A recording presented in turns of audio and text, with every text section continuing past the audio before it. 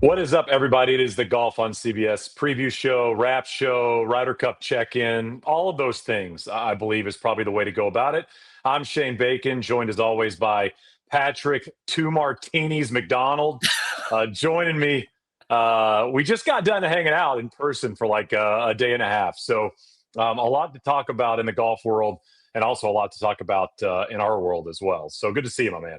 Yeah, good to see you. Long time no see. Everyone's doing some team building. You got Europe and New York together. You have Team USA out in Napa Valley. And the Golf on CBS team is not missing from the team building exercises. We did Trust Falls out there. We did a lot together on the golf course. So as Josh mentioned, only 2 out of 3. So we'll have to get all 3 on the books here shortly too. Yeah, a little Chichesi day and a half golf trip. I'm doing Corn Ferry down in Florida last week and this week as we kind of wrap through the finals on the Corn Ferry. So a little 2-day break in between work. Got a chance to play a little bit of golf. James Nitties was with us as well. Played a little left, right, center. Patrick ordered a martini at dinner last night. They brought him 2 martinis. Now, I got to say, he only drank 1. He was a good boy. Did not touch the second, but they did bring 2 out, and we got to see Nitties hit a couple of really impressive driver off the decks, and it was a great couple of days. 54 holes in about 20 hours or so. Yeah, 54 holes in 24 hours, and tying my annual count for the year quite quickly. So there's a picture of like Big Ben all iced up and Kobe Bryant on the bench all iced up. That's about to be me right after this episode, Shane. My hips are completely toast. My back, I'd like to think I have a pretty flexible back. That may no longer be the case. Heating pad is working overtime tonight. A lot of Advil. I know you saw me take a few for the road also. So great time. I appreciate you having me out there. Did not play great golf, played good golf, the golf that should be expected for only playing 54 holes up to this point in the year. And it was a hell of a time. That is the one I was thinking of. That is me. That is me. We played a little left, right, center. We played it yesterday afternoon, then played it this morning. And Patrick was dotless going into 9 and made about a 60-footer on the 9th, and he was alone for a birdie to get 4 dots. We doubled the dots if he made birdie, and he made a bomb, and he was just rejuvenated for the back 9. But all in all, no aces. Had a hole out. Had a near double eagle for Mr. Nitties, and had a lot of laughs and a lot of fun. So shout out to Chichesi. That golf course is awesome. People are here probably hear us talk about professional golf. We haven't chatted for a couple weeks. Got a lot to catch up on. I wanted to start with this. Rory, who had kind of sleptwalked, if you will, through the latter part of the PGA Tour schedule, gets a victory and a playoff at the Irish Open. On a scale from 1 to 10, how important do you think that was for Mr. McIlroy as we sit about a week and 2 days away from the Ryder Cup? So when I like to rate things on a scale, Shane, I go 1 to 10, not including 7, because I think 7 is such a cop-out answer. 5 as well. Yeah, it's just easy. So I'm going to say 6 for Rory because, like you mentioned, his interest level was at probably a 0 for the FedEx Cup playoffs. Did not look like he was engaged at all. Doesn't need any of that money. Doesn't need any of those wins. But he comes back to Ireland, the K Club, where he won his first Irish Open and kind of almost continued this Rory McIlroy redemption tour. Remember at Royal County Down, he talked about it after his round. He lost to Rasmus Højgaard, who sprinted through the finish line there. Rory missed a putt on the 72nd hole to force a playoff. He makes one this year and then wins on the 3rd playoff hole. So I think it was good to kick him in the right direction again, keep him engaged ahead of this Ryder Cup, which we know he has had circled on his calendar ever since Rome. The eagle putt you mentioned, the one to obviously get him in the playoff. I mean, like, maybe top 5 Rory clutch moment of his career. You know, you think a lot about Rory wins. A lot of the time, especially early in the career, kind of blowouts, a little bit like what we see from Scottie these days. But in terms of clutch golf and making that putt that he needed to make, the reaction was awesome. I enjoyed what we saw out of him. If you're Luke Donald and company, you probably enjoyed that as well. You kind of juxtapose that with what we saw from Ben Griffin, a week later on the PGA Tour, and you're kind of going, I don't love seeing that in terms of needing to make a putt and not doing so. But if you're Team Europe, I think seeing that, I think 6 is a good number. I think that's probably where you should land It was positive. It was above a half grade, but probably don't have to freak out about it. Yeah, that's a good point you bring up with Rory McIlroy, who's been around forever. What was the most impressive putt before that one? Maybe the one against Patrick Reed in the Ryder Cup on that one hole. That's the one that gets played the most, I would say.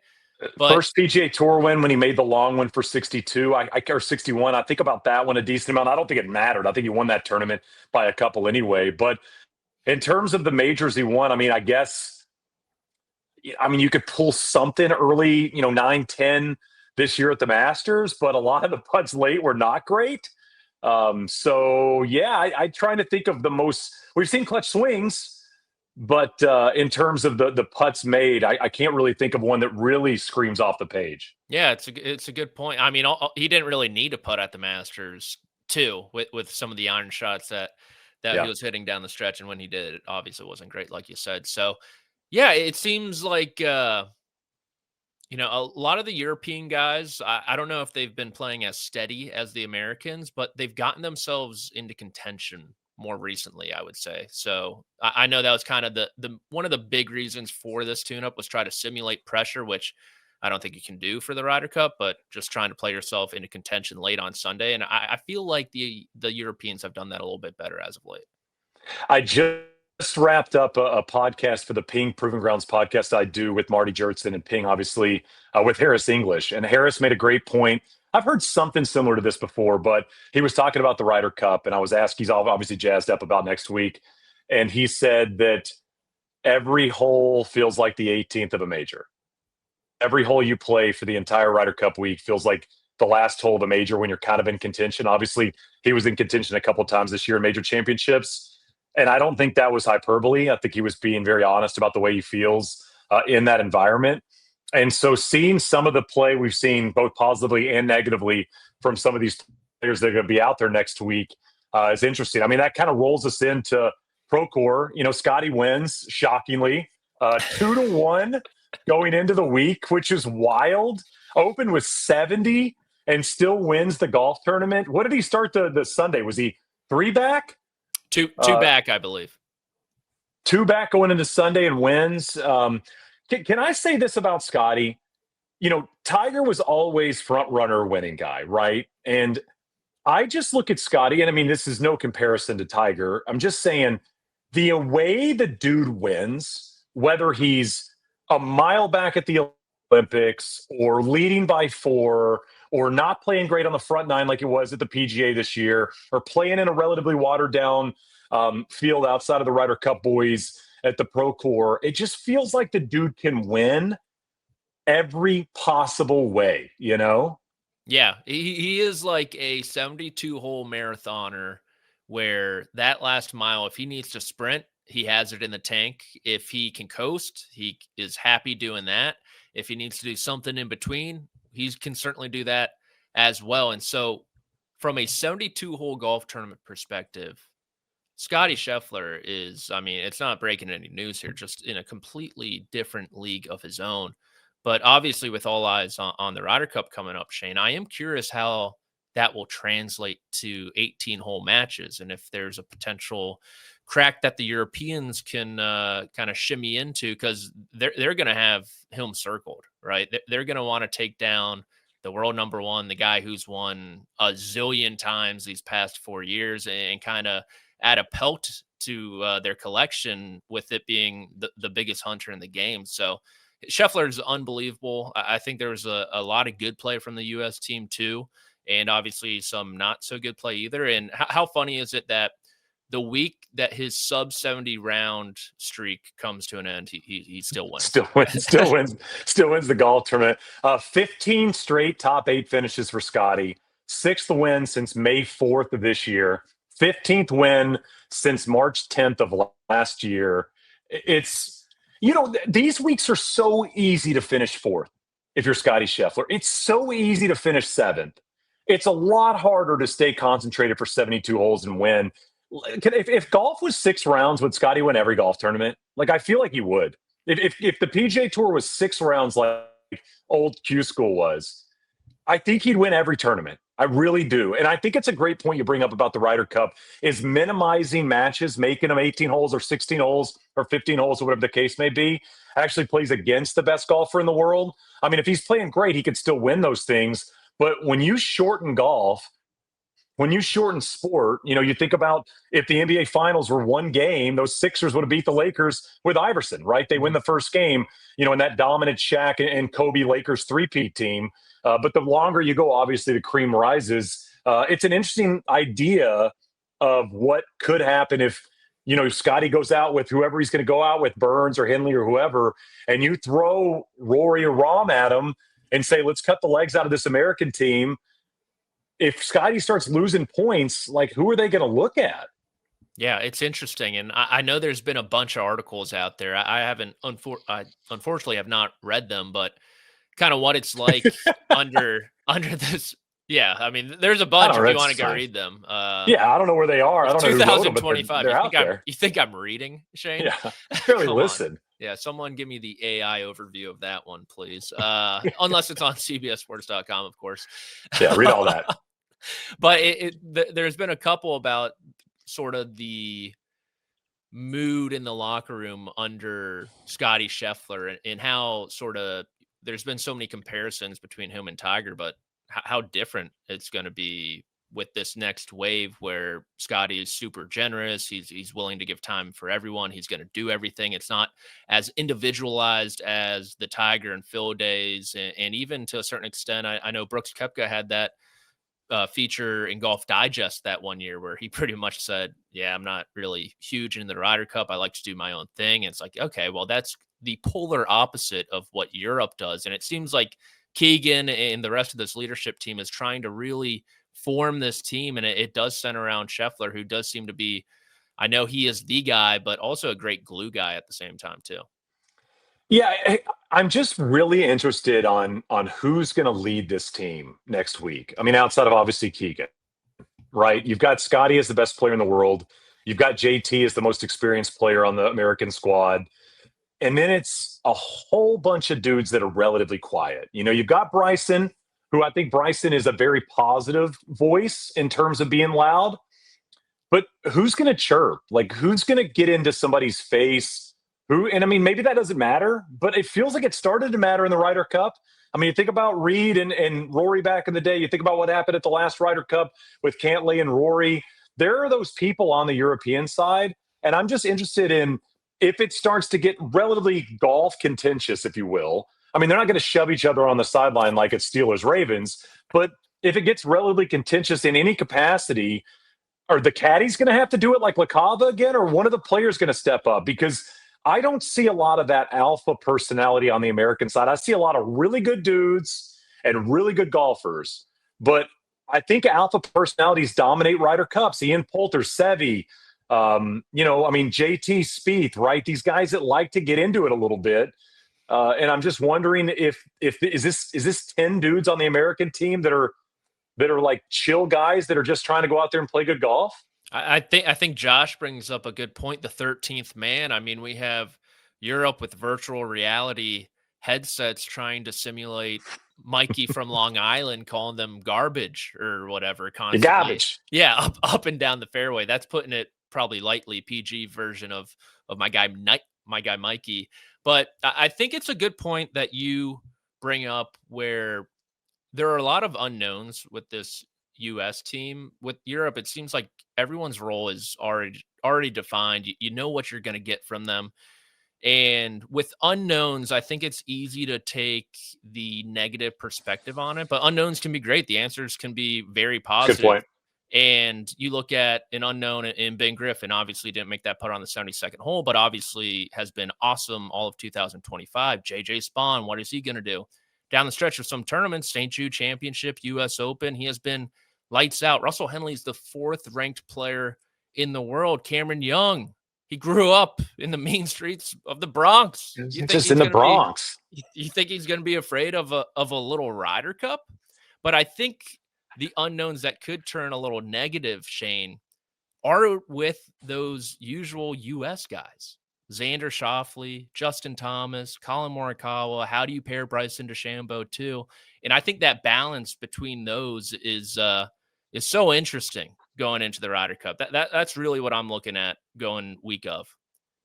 Yeah, Cantlay at the Procore 30th. Morikawa, Harris English finished T43rd, JT 69th on the leaderboard. I'm not going to look too deep into the Procore, but not excellent golf. I mean, you look at the BMW PGA Championship, obviously Alex Noren won, but Hatton, Hovland, Fitzpatrick, and all finish in the top 5. Rahm, T13. Rory and Ludwig finished tied for 20th. Like, the guys, I mean, Fleetwood didn't play great. Fleetwood's been playing great. Rose didn't play great. Shane Lowry, another whatever week. I just think there are some question marks with a couple of the Europeans, Sepp and Lowry. Outside of that, it feels like the 10 guys that have been playing pretty solid golf as of late are going to show up and play some pretty solid golf. And it feels like there's more question marks on the American side than there are on the European side. Yeah. How about this? Alex Noren up to number 18 in the OWGR, 21 in data golf. Keegan Bradley's 12th in OWGR. Have him play an extra match. 17 in data. If it's tied, you go Noren v. Bradley. Just do it. Sudden death for all of it. That's like the Dell Technology match play, like nightmare scenario of the championship match. It's like ratings are just plummeting. It's like Alex Noren and Keegan Bradley next on NBC. And you're like, oh, I don't know what that's about. Yeah, they're like, who? We're not putting Rory against Scottie. Nope, it's Noren v. Bradley. Sorry, pal, for the Ryder Cup. But I, speaking of reading articles, I wrote one for CBSSports.com. Almost. Did you read it yourself or no? A little bit. Didn't reread it too much. I think there's some edits in there and some notes being like, what is this? But it was pretty much the levels of contention that golfers can go through. Like, not all contention is real contention. You bring up Harris English. He's had 2 runner-up finishes in major championships, but the last time he's entered a final round within 5 strokes of the lead was actually his win at Torrey Pines. Yeah, long time ago. Xander Schauffele, 2024 BMW Championship. He was within 5 of the lead. And you go that cutoff point, 10 of the 12 Europeans have been in contention going into the final round of a tournament in August or September, and only half of the American team has. Wow. And the 2, to your point, Shane, who haven't, Sepp Straka and Shane Lowry, which, Shane was the truest, and Sepp was kind of in contention there at the Memorial, but really the truest for him too as well. So I think those 2 guys are obviously a question mark. Rasmus could be great. Rasmus could stink. He's a rookie. Who knows? I love his game. He has some of the best action in the world for my money. And so, like I mentioned, I think it's just a lot of roles that are already defined. And I think a big question mark for me, and you brought it up a couple weeks ago, is what are we going to get from Matt Fitzpatrick in a Ryder Cup? I'm really curious about that one. Yeah, I think 1-7-0 is that the record? Yeah. One of the worst percentage records in the history of the Ryder Cup. It's just been really bad for Fitzpatrick. I think if you terms of pressure, probably the most pressure on Rory always. It just feels like that in the Ryder Cup. He carries a lot of this weight for both teams. I just think he's talked so much about the Ryder Cup. Some of the comments, last Ryder Cup saying we're going to do it in Bethpage. Didn't he say it not too long ago? The same thing. We're going to get it done. Or he told the GB&I team on the Walker Cup, yeah, you guys go win it because we're going to do the same thing in a few weeks. But, you look across the 24, probably the most pressure on Rory. I'd see in terms of putting the most pressure on yourself, I think Fitzpatrick is near the top of this board because, as we've said a couple of weeks ago when we talked about these Ryder Cup teams, he's got a chance to be the worst Ryder Cup player of all time. He's already right there. And you're talking about truly, if he loses a couple points and plays 3 matches, you're talking like 1-9-1 or potentially 1-10-0. I mean, I'm not sure anybody in the world could ever touch that number.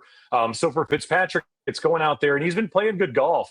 Going out there and just winning a point early, it's just going to be so big for him. If I'm Luke Donald, I'm putting Fitzpatrick out there with Rory out of the gate and just getting him to win a point, putting him out there with somebody with a lot of confidence, try to earn something early, because without that, I mean, it could really go south quickly for him. I totally agree. Him and Rory, the first 6 holes of that first 4-ball match that they played in Rome, I think he was 8 under or something, just absolutely crazy. Stupid. Rory was just laughing walking off greens. I think it's a great point you bring up about Rory and him being the leader of this team, where him saying this out loud in public of we're going to go to Bethpage and win, it almost has two effects where one, the 11 guys are believing it. They're buying into it. Yep. They're like, if Rory McIlroy is saying this, then why can't we win? And two, it's putting all the pressure on him also. He's going to be the one to answer all the questions about can you win in Bethpage, and he's going to be the one who has to face all the scrutiny if they don't, most likely, because he's the one talking. So I think it's a really heady play from him too. Totally. I had a question for you I wanted to ask. In terms of dream singles matchups, would you prefer to see Rory Scottie or Rory Bryson?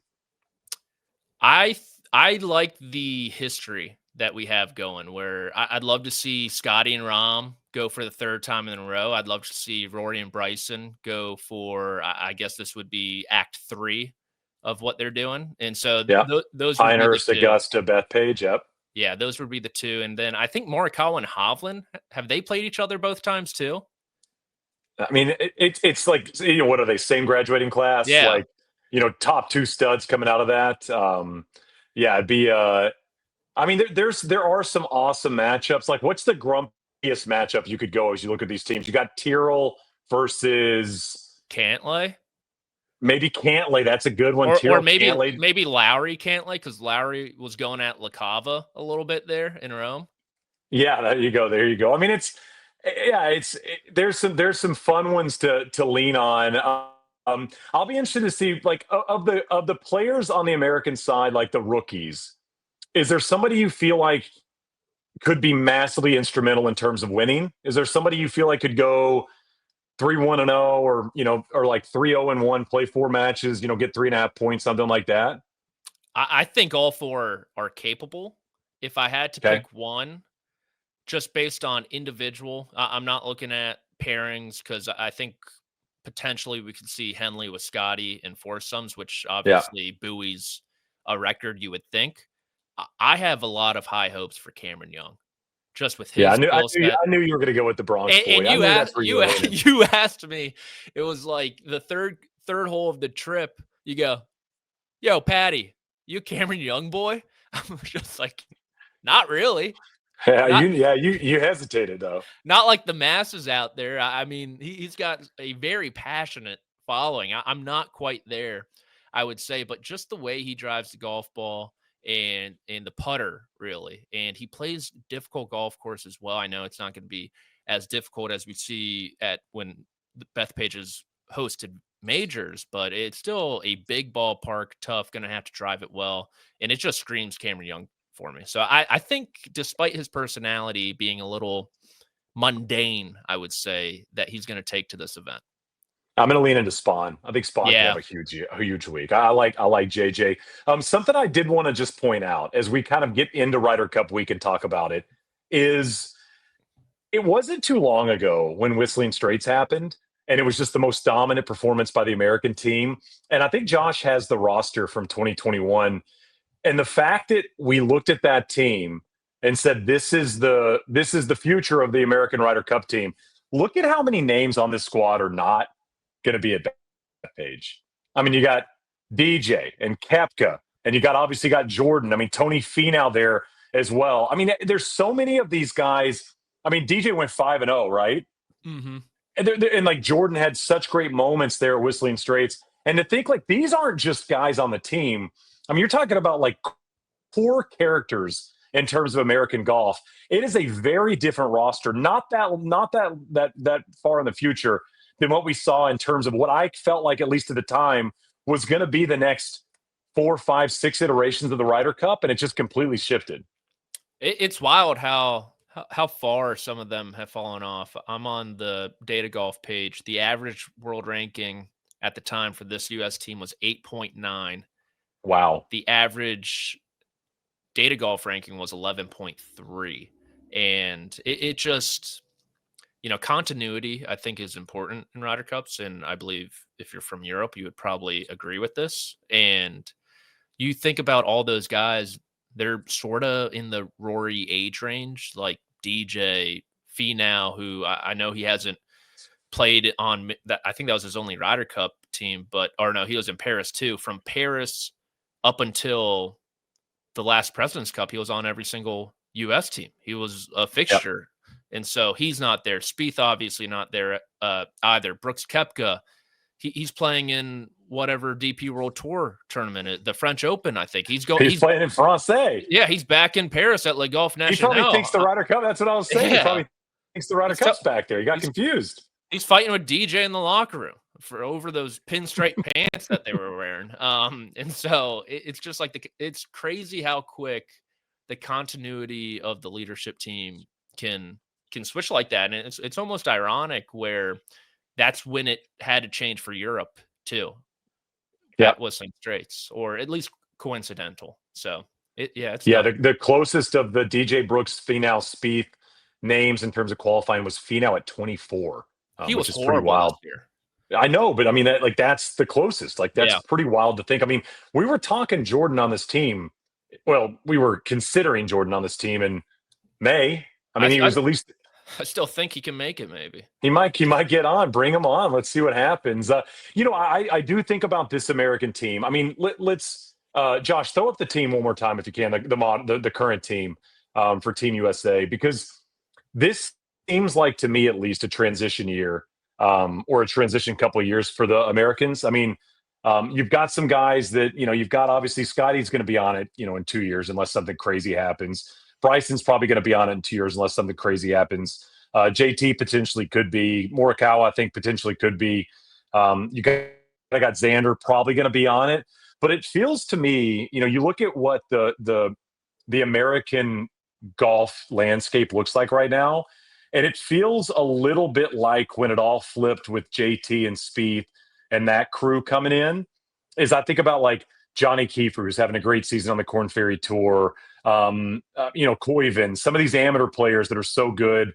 Is there potential for some of those names, maybe not in 2 years, but in 4 years, that whole group kind of taking over this team? Ben James, somebody like that who maybe bursts on the scene and starts playing like Scottie when they turn professional. I just think this squad, if there are 5 players in 2027 on the Ryder Cup from this squad, if I gave you 5.5, would you take the over or under?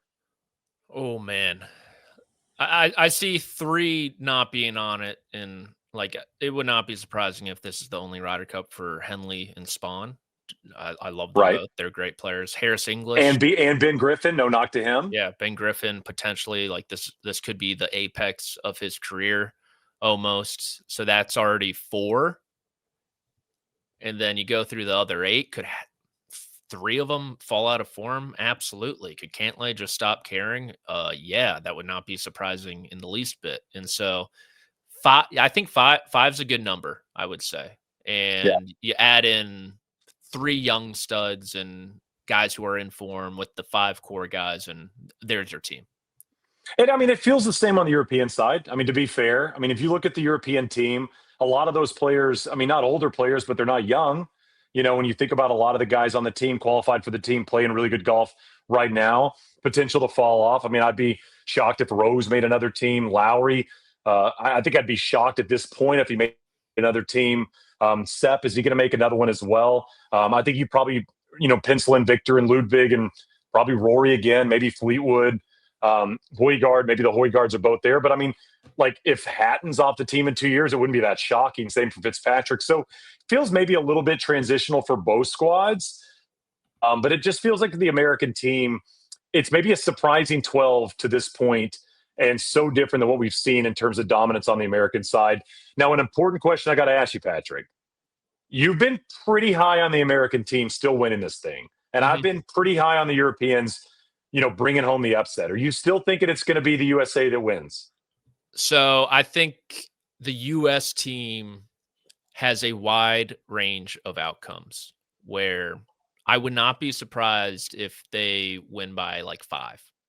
And the unknowns come through, right? Ben Griffin's fantastic. He's making all the mid-range putts. Spawn's great. Young's great. Xander Schauffele rises to the moment. You get JT in the zone, in the Ryder Cup, in the arena, playing good golf again.